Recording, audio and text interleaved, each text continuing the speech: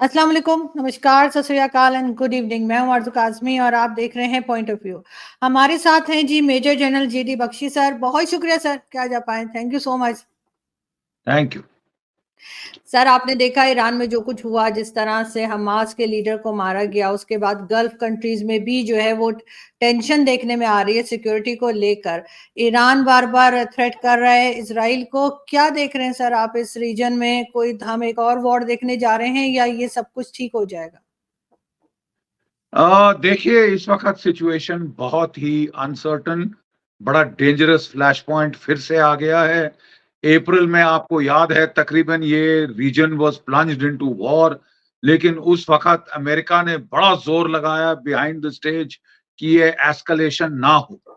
आपको it is useful to recount what happened then. 1 अप्रैल को इस साल इजराइल के F-35 एयरक्राफ्ट, कोई कह रहे हैं F-15E, वो भी शामिल थे। उन्होंने मिसाइल स्ट्राइक करी थी जो कि सीरिया में ईरान की कॉन्सुलेट है। वहां पे उनका गोलान में एक 8,000 प्लस प्लस कुछ यूनिट है इंटेलिजेंस गैदरिंग वाला। उसमें ओवर द होराइजन रडार है, मॉनिटरिंग रेडियोस हैं, जो कि सीरिया के अंदर बिल्कुल लिसन इन करते रहते हैं, सीरिया इराक वगैरह के अंदर। और जॉइंटली मैन्ड है, अमेरिका और इसराइल दोनों मैन करते हैं इसको। और इसने पिकअप किया कि दो Iranian brigadier general Islamic revolutionary guard force के वो वहां पे आए हुए हैं। उनकी एक मीटिंग हो रही है इन द कॉन्सुलेट, जो कि ईरान के प्रॉक्सीज हैं, जो शाइट मिलिशिया, जो कि इराकी मिलिशिया वगैरह, उनके साथ मीटिंग हो रही है। तो उसी एंड टाइम पे या जैसे ही उनको ये इंटेलिजेंस उन्होंने मॉनिटर किया, तो इजरायली F-35 और F-15 एयरक्राफ्ट वो एयरबोर्न हुए और उन्होंने मिसाइल से बड़ी प्रिसाइज स्ट्राइक करी। और जो टॉप कमांडर था वहां पे ईरान का, वो शहीद हो गया। काफी सारे 8-12 बंदे जो हैं वो भी कहते हैं, जो भी थे कॉन्फ्रेंस रूम में, वो शहीद हो गए। नाउ जो कॉन्सुलेट है वो डायरेक्ट सॉवरेन टेरिटरी होती है, ठीक है। तो जी। ईरान बहुत आग बबूला हो गया कि आपने अटैक किया है सॉवरेन टेरिटरी पे। 13 अप्रैल को ईरान ने स्ट्राइक बैक किया और 320 ड्रोन्स और मिसाइल्स के साथ उसने पलटवार किया। कोई 170 तो ड्रोन फायर किए, शाहिद ड्रोन्स। और ये बड़े स्लो मूविंग ड्रोन्स होते हैं। 4-5 घंटे लिए इन्होंने फ्लाइट के बाद। जैसे ही ये उड़े, अमेरिकन सैटेलाइट्स ने इनको पिकअप कर दिया। और ड्रोन स्वॉर्म ये जो बढ़ रहा था, तो वहां पे नेशनल सिक्योरिटी काउंसिल की मीटिंग वॉशिंगटन में हो गई और बाइडेन साहब वहां बैठ गए अपने स्टाफ के साथ, नेशनल सिक्योरिटी काउंसिल स्टाफ के साथ, अपने जॉइंट चीफ ऑफ स्टाफ के साथ, डिफेंस सेक्रेटरी के साथ बैठ के वो मॉनिटर करने लगे।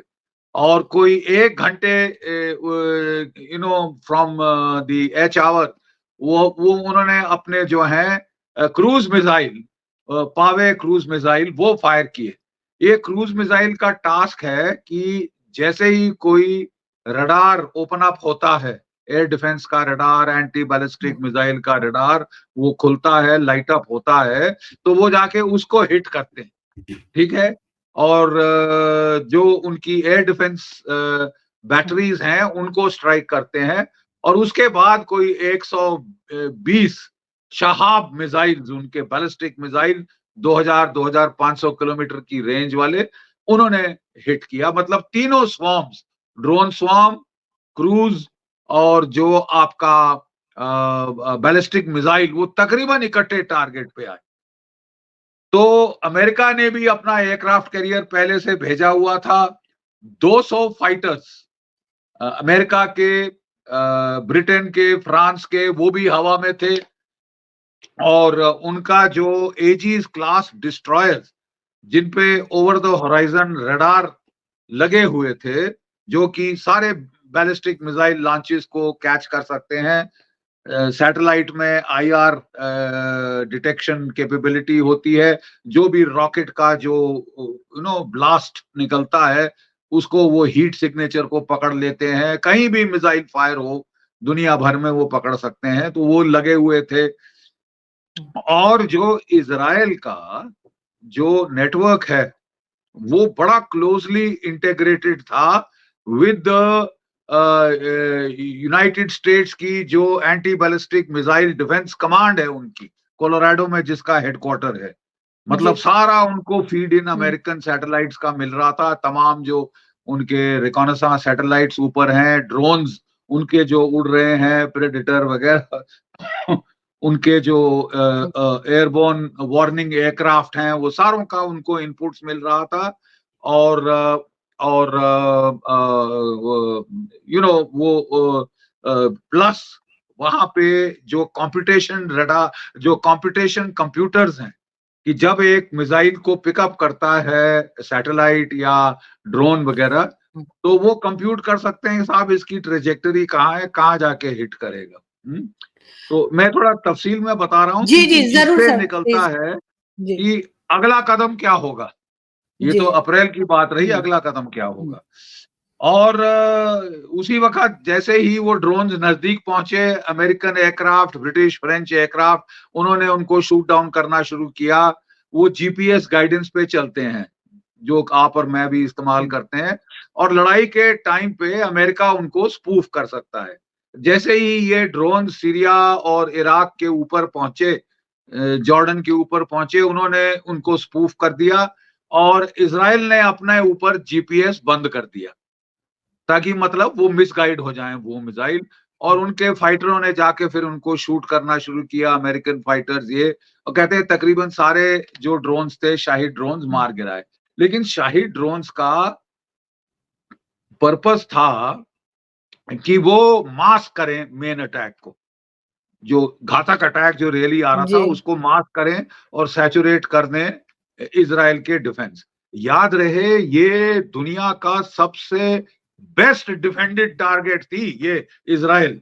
छोटी कंट्री है, कोई 28,000 स्क्वायर किलोमीटर की है, जबकि यूक्रेन जो है वो ऑलमोस्ट 6 लाख स्क्वायर किलोमीटर का पड़ जाता है। तो इसको डिफेंड करना बड़ा आसान है, और पूरे American resources, British resources, French resources, NATO के सब लगे हुए थे डिफेंड करने। ईरान की टारगेट थी नेवतिम एयरबेस और रमान एयरबेस, जहां से फाइटर उड़े थे और उन्होंने अटैक किया था उनकी कॉन्सुलेट को। और वो जो इंटेलिजेंस गैदरिंग आउटफिट था गोलन हाइट्स में, जोलन हाइट्स बोलते हैं अरबी भाषा में, जोलन हाइट्स पे वो उनके टारगेट थे। तो इजराइल का क्लेम था कि हमने कोई 97-98% सब शूट डाउन कर दिए, और ये काफी सही है कि तकरीबन सारा शूट डाउन हो गया। सारा CNN जो आप देख रही थी रात को, वो कोई सिटी में, शहर में मिसाइल फटते नहीं देखा, लेकिन फिर भी 7 वो फटने के जो फ्लैशेस वो वहां पे कैप्चर हुए थे जब आप और मैं भी टीवी देख रहे थे, CNN अमेरिकन। पते की बात यह है कि हालांकि बड़ी खुशी मनाई गई अमेरिका में, इजराइल में, कि साहब हमने तो खलास कर दिए, कुछ नहीं कर पाया ईरान। लेकिन याद रहे ईरान ने 72 घंटे का नोटिस दिया था कि हम हिट करने वाले हैं। CIA का जो बॉस था विलियम बर्न्स, वो ईरानियंस के साथ इनडायरेक्टली मिला हुआ था कि भैया किसी तरह से एस्केलेशन कंट्रोल कर दें, पहले तो दबाव डालें कि ईरान कुछ ना करे। जब ईरान बिल्कुल नहीं माना और उसने कहा कि साहब हमारी तो अब इज्जत का सवाल है, तो फिर उन्होंने करने की कोशिश की कि ये कम से कम एस्केलेशन आगे ना बढ़े। ठीक है, तो इसके चलते हैरत की बात यह है कि despite the best air defence in the world, जो शहाब रॉकेट्स हैं जिनका वॉरहेड बड़ा होता है, वो 7 फायर किए थे नेवतिम एयरबेस पे, 5 थ्रू हो गए। 5 हिट कर गए एयरबेस को और क्रेटर कर दी रनवे और उनके लॉजिस्टिक डंप्स को हिट कर गया। ये दुनिया का सबसे बेस्ट एयर डिफेंस के को बीट कर दिया इसने। और फिर दूसरे रेमॉन एयरबेस को भी हिट किया, और कहते हैं कुछ जो जाके उसके आसपास भी गिरे हैं, जो कि इंटेलिजेंस कलेक्शन पोस्ट था जोलन हाइट का। और अगर 8-10 गिर गए होते नवतिम एयरबेस पे, तो वो एयरबेस कोई 24-48 घंटे के लिए आउट ऑफ एक्शन हो जाता। देखिए, ये बड़े पते की बात बिल्कुल। है, जी। क्योंकि जो न्यूक्लियर डिफेंस उनका है, एंटी मिसाइल डिफेंस, वो अफोर्ड नहीं कर सकते कि अगर एक भी मिसाइल थ्रू हो गया न्यूक्लियर वॉरहेड के साथ, तो आपका डिफेंस तकरीबन बेकार हो गया। ठीक है ना? तो ये बिल्कुल। लेसन लर्न था उस हुँ, ऑपरेशन का कि साहब, जितना भी डिफेंस आप लगा लो, हुँ, कुछ मिसाइल्स आपके पेनिट्रेट कर जाएंगे। अभी तो हुँ, केवल 320 ड्रोन और मिसाइल फायर किए थे, अगर 1500 किए होते तो सैचुरेट हो जाता। इजराइल का डिफेंस भी, आयरन डोम शोम, उनका डेविड स्लिंग है, उनका हुँ, ग्रीन एरो जो है, एरो 3 मिसाइल्स हैं, और आयरन डोम है वगैरह। वो उसके बावजूद कुछ 3-4% मिसाइल जो है वो टारगेट हिट कर गए। तो अब जो बिल्कुल। अगला जी। रिएक्शन है वो इसी पैटर्न पे हो सकता है। सबसे पहले तो देखें कि हुआ क्या है। तेहरान में आप सब जानते हैं कि वहां पे जो उनके मसूद साहब, नए प्रेसिडेंट साहब की हुँ, स्वेरिंग इन हो रही थी, और बड़े सारे गेस्ट फॉरेन भी आए हुए थे, और हनीय साहब वहां एज हुँ, अ बतौर स्टेट गेस्ट पहुंचे हुए थे। ईरानियन रेवोल्यूशनरी गार्ड और हुँ, उनकी अपनी वीवीआईपी का एक वो है।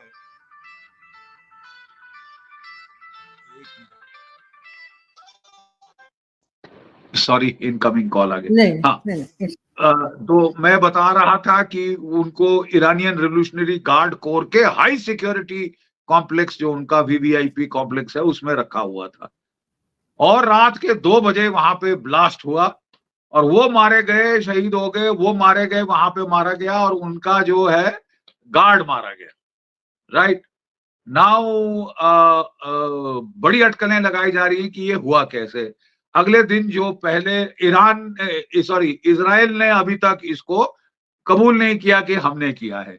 जो लेबनान हुँ, में मारा गया है हिजबुल्लाह का कमांडर, वो उन्होंने कहा हाँ जी हमने मारा है, क्योंकि उसके मिसाइल फायर किया था जिससे 12 द्रूज हुँ। बच्चे मारे गए थे, तो उसके बदले में हमने उसको मार दिया। लेकिन हानिये के बारे में अभी तक कुछ नहीं इजराइल ने बोला है, ना हाँ ना ना। लेकिन ठीक सर है। वो तो ये कह रहे हैं कि 2 हाँ, मंथ से वो बॉम्ब लगा हुआ था उसके रूम में या जहाँ वो रहता नहीं था। नहीं नहीं, मैं उसी पे आ रहा हूँ। जी, जी, देखिए, जी। मैं उसी पे आ रहा हूँ। पहले जो अखबारों में आया, मीडिया में जो आया कि साहब एक हुँ, F-35 फाइटर वो हुँ, फ्लाई करके आया है, और ईरान के बॉर्डर के बाहर से उसने क्रूज मिसाइल फायर किया है, जिससे कि ये नुकसान हुआ। ठीक है। दूसरा एस्टिमेट आया, नहीं साहब, ये जो है ये F-35 फाइटर नहीं था, ये तो एक लोकली लॉन्च जो है ये ड्रोन था। ड्रोन ने छोटा मिसाइल फायर किया है, जिसने प्रिसाइज हिट करी है और उसको उड़ा दिया। उसके बाद अखबारों में खबर छपी, शामिल हमारी और आपकी भी, कि वो 2 महीने पहले साहब ये वहां हुँ, पे हुँ, लगा दी गई थी, ये एक्सप्लोजिव लगा दिया गया हुँ, था, और जब पता चला कि हाँ वो आ गया है, तो उसको दूर से एक्चुएट करके हुँ, इलेक्ट्रॉनिकली लाइन ऑफ साइट पे या जैसे उसको डेटोनेट कर दिया गया। हुँ, हाँ? अब अटकलें हैं ये सारी। ईरान कह रहा है कि ये प्रोजेक्टाइल क्लोज रेंज से फायर किया गया है, तो मतलब F-35 की थ्योरी तो रूल आउट है। और F-35 को इतना दूर आने के लिए रिफ्यूलिंग चाहिए थी, जो केवल अमेरिकन दे सकते हैं।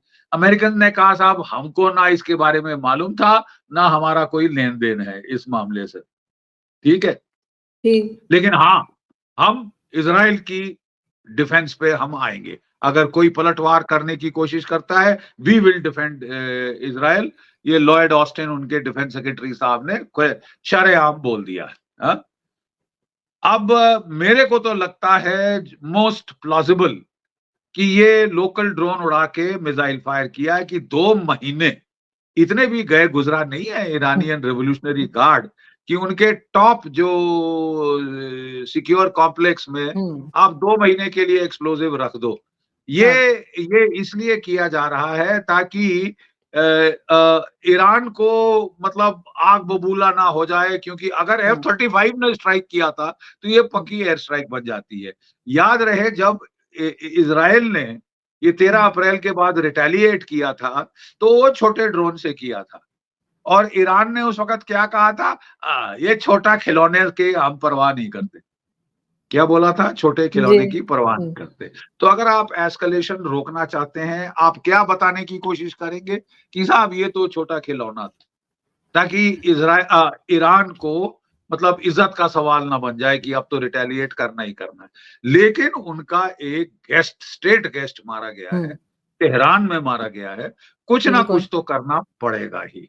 अब ऑप्शंस जो हैं, एक कि वो अपने प्रॉक्सीज के थ्रू पलटवार करे, डायरेक्टली ना इन्वॉल्व हो, क्योंकि उसको पता है कि अमेरिका ने अपना एयरक्राफ्ट कैरियर रूजवेल्ट वो वहां भेज दिया है इलाके में, पर्शियन गल्फ में आ गया है।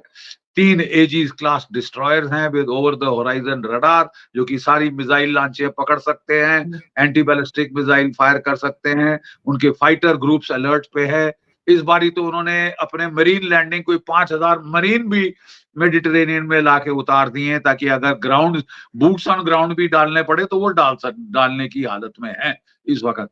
तो मतलब कि काफी तैयारी कर ली है उन लोगों ने भी।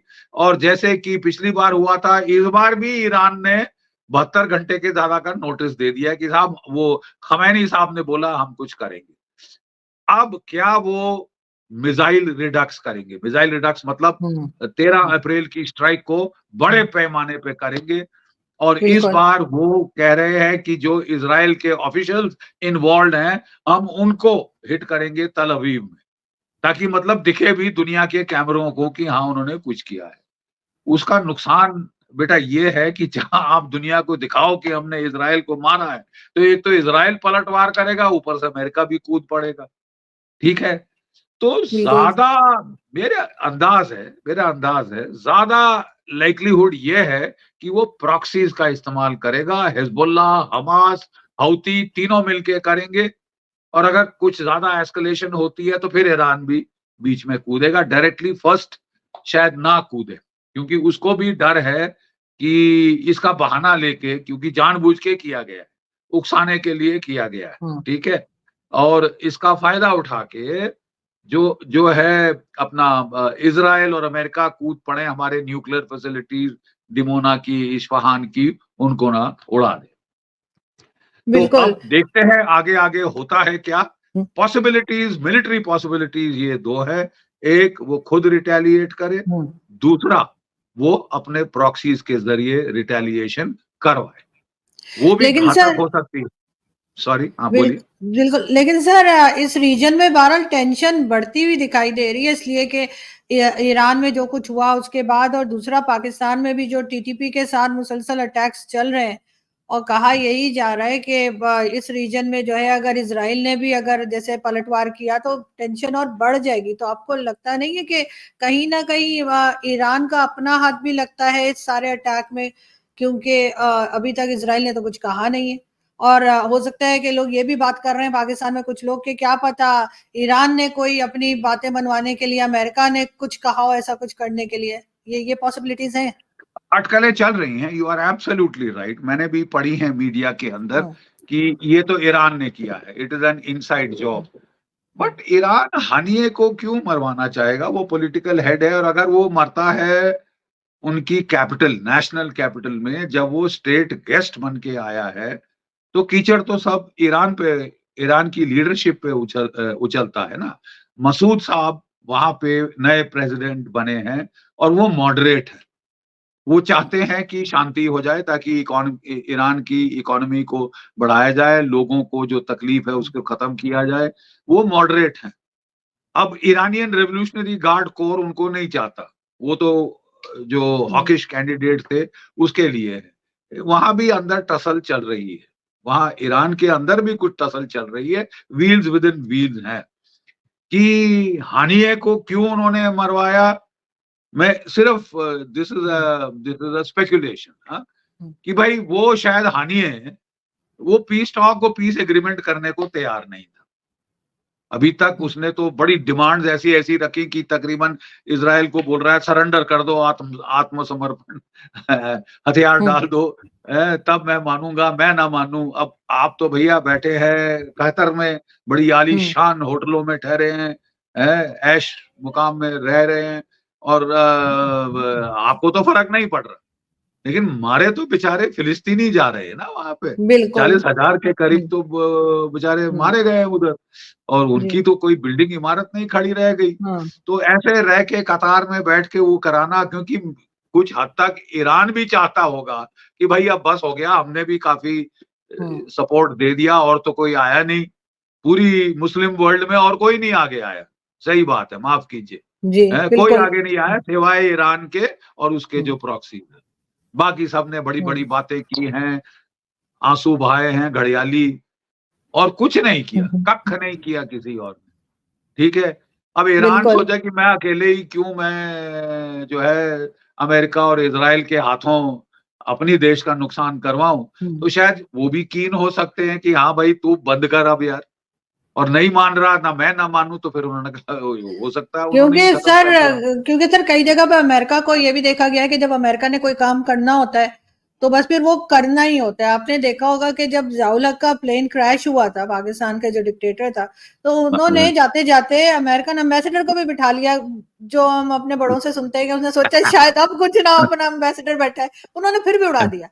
तो वो उन्होंने कहा एक्सप्लोडिंग खैर। मैंगोज, वो हाँ आम बड़े महंगे पड़े एम्बेसडर साहब को। तो उन्होंने, अमेरिका ने अपने एम्बेसडर को भी नहीं छोड़ा। तो बिल्कुल। कहीं ना कहीं लोगों को ये लग रहा है कि शायद कुछ सैंक्शंस हटवाने के लिए ईरान जो है वो अमेरिका की बात मान गया हो, इसलिए कि ये एक हमास का बड़ा लीडर था जो कि जिन्होंने सबसे पहले अटैक किया था इसराइल पे। देखिए उस वक़्त मैं तो समझता हूँ कि वो इत्तफ़ाक़न हो गया कि जो हम्म, ज़िया-उल हक ने जप्पी मार के अमेरिकन एम्बेसडर को बिठा दिया। एम्बेसडर साहब के पसीने छूट रहे होंगे, I am sure he must have been in the know, but वो क्या कर सकते थे? और दूसरा, आई डोंट थिंक अमेरिका अगर रिमोटली एक्चुएट होता, मेरा ख़्याल वो टाइम डिवाइस थी, जो लगता है डिस्क्रिप्शन से कि वो शिया था, वो मैंगोज़ के साथ पैकेट में उसने डाल दिए थे। आम खाने के शौकीन ज़िया-उल हक साहब थे, वो तो महाजिर हैं हमारे, तो थे मतलब बेचारे, but the fact of the matter is even America could not have done much at that stage. वो इत्तफ़ाक़न कुछ ऐसी सर्कमस्टेंसेस बनी, मैं अटकल लगा रहा हूँ। वेरी फ्यू जी। People know the real reality, but yes America Iran को थोड़ी ना बोलेगा करने के लिए। हम्म, ईरान को तो नहीं कह सकता ना, इतना मतलब उनका सही। याराना दोस्ताना नहीं सही। है कि वो ईरान को बोले राइट। इसको उड़ा दो, जब तुम्हारा जी। गेस्ट बन के आया है। वहां से रूस वाले नाराज हो रहे हैं, वो कह रहे हैं आपने कैसे ऐसी लैक्सिटी दिखाई, हाँ। हमने भी बुलाए थे फिलिस्तीनी कमांडर्स और हमास वगैरह हम्म, दूसरे तीसरे, तो हमने तो उनको सिक्योर रखा, आपने कैसे, ये कहते हैं पुतिन साहब, वो हम्म, नाराज हो रहे थे कि आपने ये कैसे होने दिया। चीन ने भी बुलाए थे सारे फिलिस्तीनी कमांडर, और चीन ने सऊदी अरेबिया और ईरान के बीच में भी जैसे मध्यस्थता करी, जिसको हम बोलते हैं बिचौलिए का काम किया है, उनको साथ लाने में, टेंशन कम करने में वगैरह। But fact of the matter is Haniyeh is gone, Haniyeh is exactly. Kaput. Now where does the world go from here? अगर सॉरी ईरान इसको अपनी पर्सनल सॉवरेनिटी का उल्लंघन का हम्म, एफरंट समझता है, और वो जबरदस्त रिटेलिएशन करता है कि मतलब चौतरफा हमला, हम्म, थ्री एचेज, थ्री एचेज मतलब हमास, हेजबुल्ला, हौती, जो शिया मलिशियाज हैं, क्या कहते हैं, शिया मलिशियाज जो कि हैं सीरिया में, इराक में, वो भी शामिल हो जाएं। और तभी अमेरिका ने एक को तो हिट कर दिया उनका बेस, हम्म, इसके पहले in the run up to the main hmm, thing, वो सारा लग के, और अपने भी मिसाइल ला के, मान लीजिए कि 1,500 मिसाइल फायर कर दे, ड्रोन्स और मिसाइल, तो तब तो साहब धमाका हो गया, मिडिल ईस्ट में नहीं पूरी वर्ल्ड में। एग्जैक्टली। क्योंकि और कुछ हो ना हो, आपके और मेरे मुल्क भी किल्लत में पड़ जाएंगे, ऑयल की प्राइस आसमान को छू लेगी। अगर इस तरह के फायर होने शुरू किए तो ईरान ये भी सोच सकता है हम तो डूबेंगे सनम, तुमको भी ले डूबेंगे, वो कुछ मिसाइल लेके सऊदी अरेबिया की ऑयल फील्ड्स को भी उड़ा दे कि चलो तुम भी मरो, तुम भी भुगतो, कि बाइडेन साहब आपका भी इलेक्शन हो रही है और अगर तेल की कीमतें बढ़ेंगी, अब तो खैर वो रीइलेक्ट होने के लिए आ ही नहीं रहे, लेकिन अब जो हमारी भारतवर्ष के मूल की महिला है जी वाइस प्रेसिडेंट जो है, जी उनकी इलेक्शन जी के चांसेस में भी फिर नुकसान हो सकता है। तो मतलब फिर तो हम तो डूबेंगे सनम, तुमको ले डूबेंगे। एक तो ये एक्सट्रीम सिनेरियो है, उसमें आपका और हमारा भी बड़ा नुकसान होगा, क्योंकि अगर पेट्रोल की प्राइसेस गई तो इकोनॉमीज की तबाही ग्लोबल होगी, रीजनल होगी, हर किस्म से होगी। ठीक है, ये तो सर ये है एक्सट्रीम सिनेरियो। मिड लेवल जी सिनेरियो कि ईरान नहीं पड़ता, अपने प्रॉक्सीज को लगाता है, ठीक है।